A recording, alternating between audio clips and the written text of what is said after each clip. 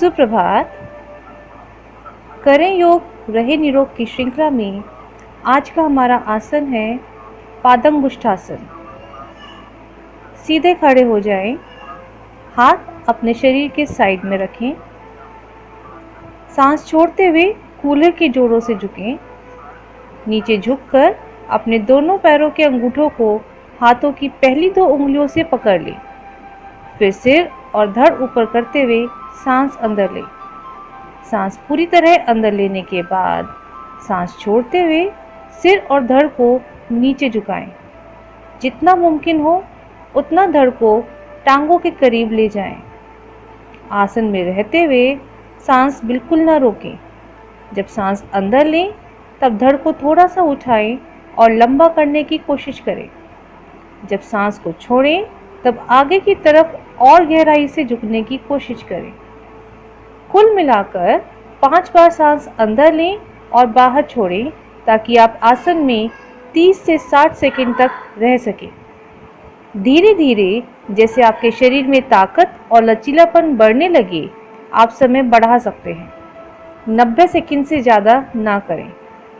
कोशिश करें कि आपकी पीठ सीधी रहे, टांगों को सीधा रखें, अपने सिर को आराम से लटकने दें ताकि आपके गर्दन की मांसपेशियों पर जोर ना पड़े। धड़ को ऊपर लाते समय सांस अंदर लें। ध्यान रहे कि आप अपनी पीठ को सीधा ही रखें और अपने कूल्हे के जोड़ों से ही वापस ऊपर आएं। इस आसन को करने से सिरदर्द और अनिद्रा से छुटकारा मिलता है क्योंकि यह दिमाग को शांत करता है। तनाव और हल्के डिप्रेशन में राहत देने के लिए ये बहुत ही मददगार साबित होता है। सुप्रभात दोस्तों, मैं अजय कुमार लेकर आपके सामने आज का सुविचार। Weak people stumble and fall, but who tries to complete them then makes history. कमज़ोर लोग ठोकर खाकर बिखर जाते हैं, लेकिन कोशिश करने वाले ठोकर खाकर एक इतिहास रच देते हैं।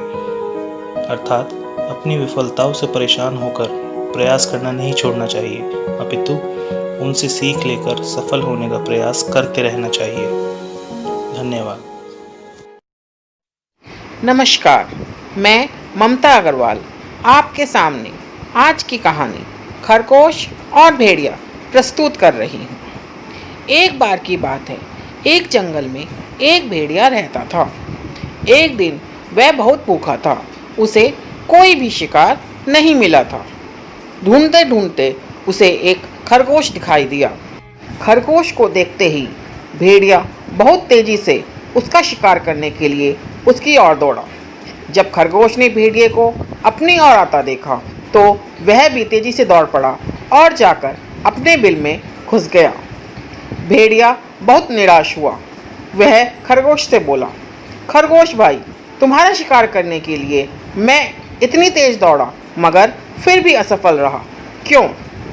खरगोश बोला, चाचा, आप सिर्फ भोजन के लिए दौड़ रहे थे, लेकिन मैं अपनी जान बचाने के लिए दौड़ रहा था। बस यही अंतर है। इस कहानी से हमें यह शिक्षा मिलती है कि प्रत्येक जीव के अंदर असीमित शक्ति होती है, जरूरत उस शक्ति को पहचानने की है। खरगोश की ही तरह अगर हम पूरी निष्ठा से जान लगाकर अपने दैनिक कार्य करेंगे तो हम कभी भी असफल नहीं होंगे।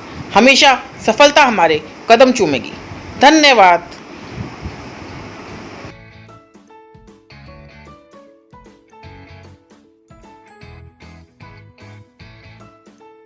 नमस्कार, मैं शिवानी गर्ग एक राइम के साथ। चलिए बाघ के लिए एक कविता गुनगुनाते हैं। बड़ा बड़ा वो ताकतवर, लाल व पीला रंग लेकर, काली काली धारी वाला, मैंने देखा बाघ निराला। सुनना सूंघना और देखना, बड़ी तीव्र इसकी क्षमता, वन दलदल और घास भरे मैदानों में यह रमता। बड़ी तेज इसकी रफ्तार, लंबी दूरी से थक जाए, धीरज व अवधान से छिपकर शक्ति और गति का प्रतीक। राष्ट्र पशु यह कहलाता, प्रकृति के संतुलन में मुख्य भूमिका बाघ निभाता। अवैध शिकार और उजड़े वन संकट में इसका जीवन, जंगल में घुसता विकास, करे वन्य जीवन का हास। विलुप्त हो जाएं बाघ हमारे, इससे पहले हम जाग जाएं। सम्मान करें हम हर जीवन का, आओ चलो बाघ बचाओ, चलो आओ बाघ बचाओ। धन्यवाद।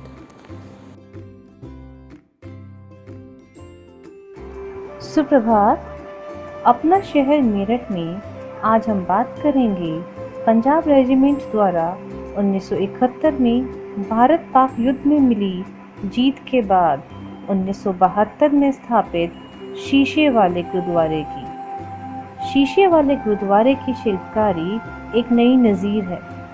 पद्माकार में बड़े भूभाग में फैले इस गुरुद्वारे के अंदर प्रवेश करते ही शांति और भक्तिमय माहौल श्रद्धालुओं को अपनी ओर आकर्षित करता है।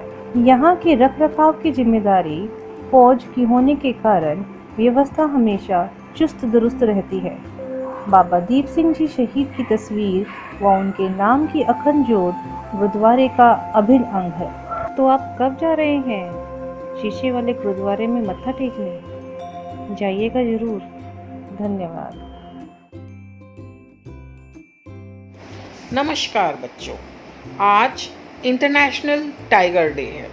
इसे हिंदी में अंतर्राष्ट्रीय बाघ दिवस भी कह सकते हैं। बाघ हमारा राष्ट्रीय पशु है। बाघ की 8 प्रजातियों में से भारत में पाई जाने वाली बाघ प्रजाति रॉयल बंगाल टाइगर है। राजसी बाघ तेंदुआ टाइग्रिस एक धारीदार जानवर है। अपनी अपार शालीनता, दृढ़ता, फुर्ती और अपार शक्ति के कारण ही बाघ को राष्ट्रीय पशु कहलाने का गौरव 1973 में प्राप्त हुआ। आपके सामने चित्र में अनेक राष्ट्रीय चिन्हों में से कुछ राष्ट्रीय चिन्हों के चित्र दिए गए हैं। इनमें से किसी भी चित्र के विषय में उसका नाम लिखकर उसके बारे में कुछ लाइनें लिखिए और अपनी मैम या सर को दिखाइए। धन्यवाद।